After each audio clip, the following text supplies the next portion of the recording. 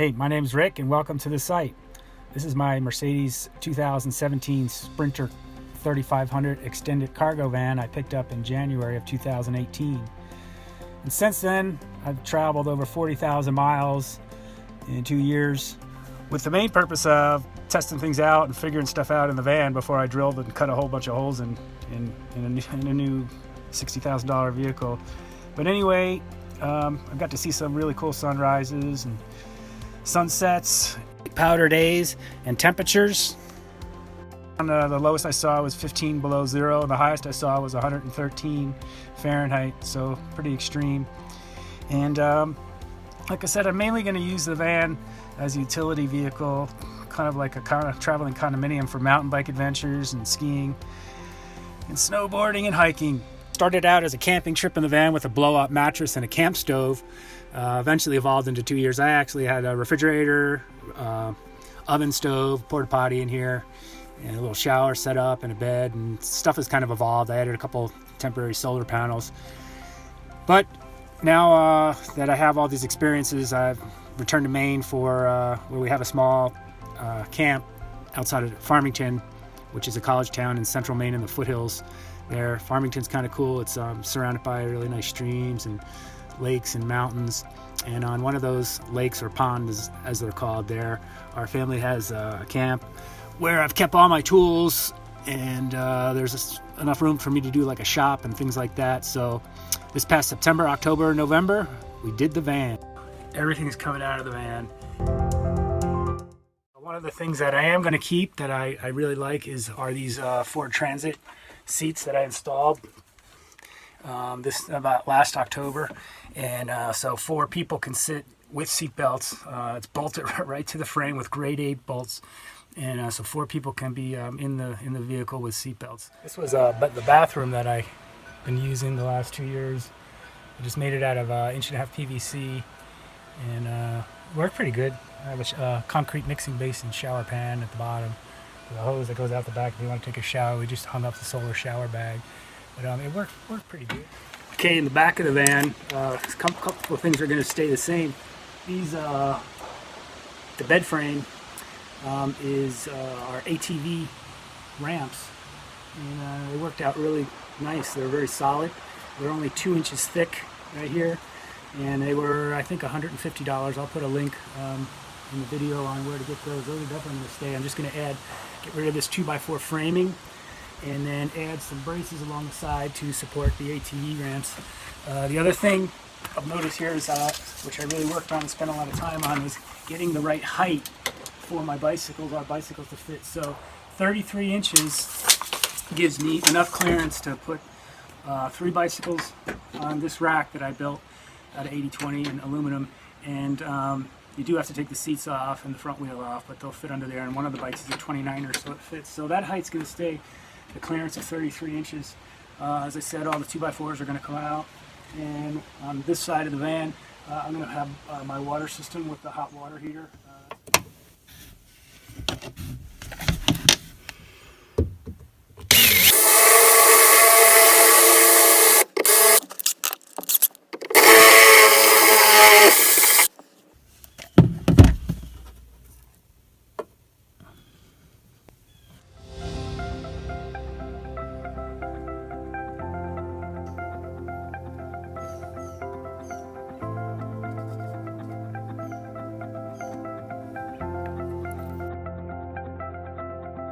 It's a really nice early fall season day here in Maine. This is about as perfect temperature, for me anyway, that you could get. It's supposed to be in the low 60s and almost no humidity, and it's really nice out. So continue working on the van today. I ripped everything out last week. Everything came out of the van, and I'm working on mostly on the bathroom, getting the bathroom going. But let's go take a look. Okay, so everything is out of the van, pretty much. That's the transit seat up there. I got it covered. Actually, I didn't take out the that side, the galley side of the van. So I'm pretty much just working. I took out the bed. I took out all the ceiling stuff. I took out the PVC bathroom and everything. So what I've been working on lately is the bathroom, which is going to go over here. that's the back wall, so I framed it out with some wood. And I'll glue FRP, fiberglass reinforced polyester board, to that. Here's how you make a drill stop. I don't have a drill stop for all these different drill bits, and you gotta get one for each size drill bit. So Gorilla Tape to the rescue. Take some Gorilla Tape, a little strip here, and wrap it around the drill bit. There we go. And this will prevent the drill bit from going through the metal all the way outside, so I don't put dents or dinks into the outside of the vehicle, the van here. Bingo. I forgot to mention what I did most last week is I installed the L-Track in the van on the ceiling up here, up on the ceiling there, and that's kind of cool. But that took me a while to do that. I had to put like a little aluminum 1x angle to attach it to the van, and then the L-Track gets attached to some of the ribs on the ceiling, and then to the aluminum. So it looks pretty sharp, and it's gonna be functional too because I can hang stuff in there. So that stuff was pretty expensive, and it was not the easiest stuff to work with.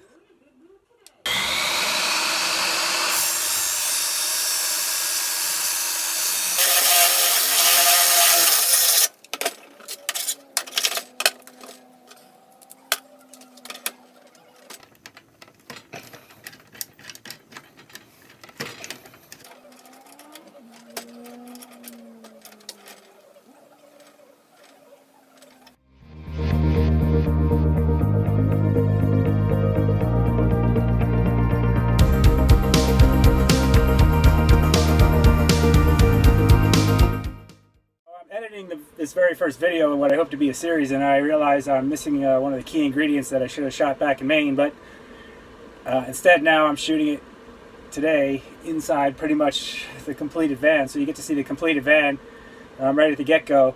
Is that I had some experience besides the 2 years of just traveling around the van. 11 years before that I lived aboard a sailboat full-time with my wife and daughter, and we sailed all over the place, and with all these systems, more systems that are even in this van.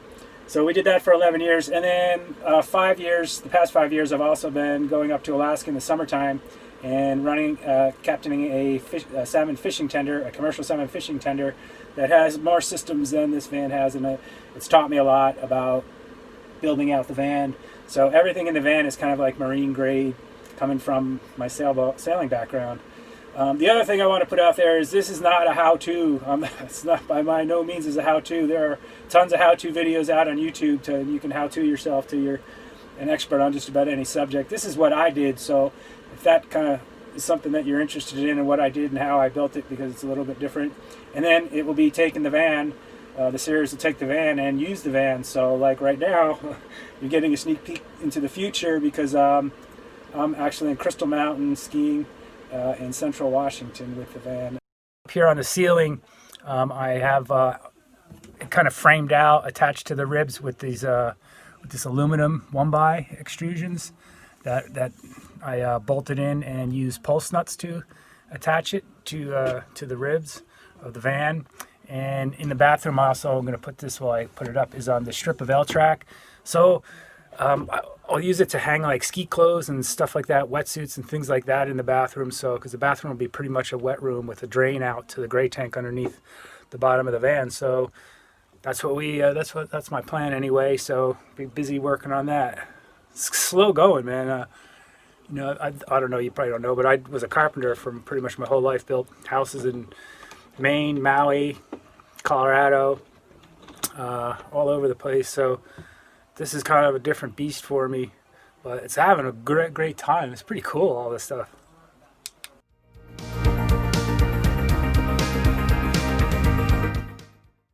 I experimented with some solar on the roof, and I left them on the roof all summer while I was in Alaska. And the 2 panels, they were cheap panels. They were thin. The diodes got fried on the panels, so they're not really producing. But I got some 3 Renogy 100-watt panels coming. Okay, so I'm getting ready to put the piece of popular plywood as a bulkhead here for the shower.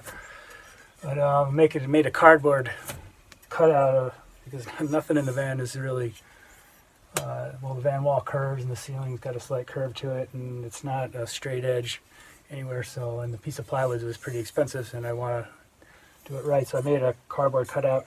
Can't really use a level in the van because you think about it, you would have to be parked level, and it just doesn't work. Same within a boat, a level is kind of useless in a boat, believe it or not. But one thing you do want to have is have things that are either square or perpendicular. So that's why I use this. And then the box, I kept the bottom of the box and made sure the box, that the cardboard I'll show you on the other side, is the bottom is still partially there. So that bottom I squared up first, so I know I can put the bottom of the box on the floor, and then go from there and then scribe the other side.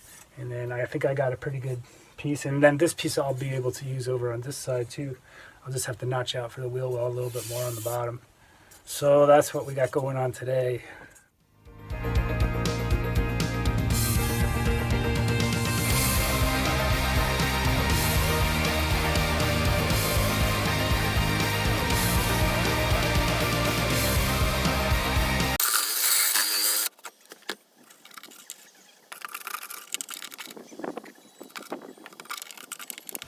Some of them become positively charged and they won't go to the positive side or the negative side, and then so you got to do both polarities with the magnet. I'm getting a lot out.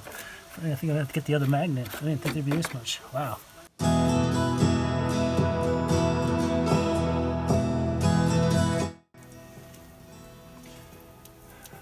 All right, that's the biggest hole. I haven't drilled very many holes in the boat. That's the biggest one. Oh no, it's not. No, it's not. This one's bigger. This is the very first hole I cut into the van, right there. That's the biggest one. Okay, that's a wrap for this video. Hope you enjoyed it. In the next video, we'll get into a little more detail as far as exactly what I'm putting in the van in terms of the different products and numbers and things like that. So thank you for watching, and I hope you enjoyed it, and subscribe. We'll see you next time. Thanks. As a gift, and hope that you'll take it into her side.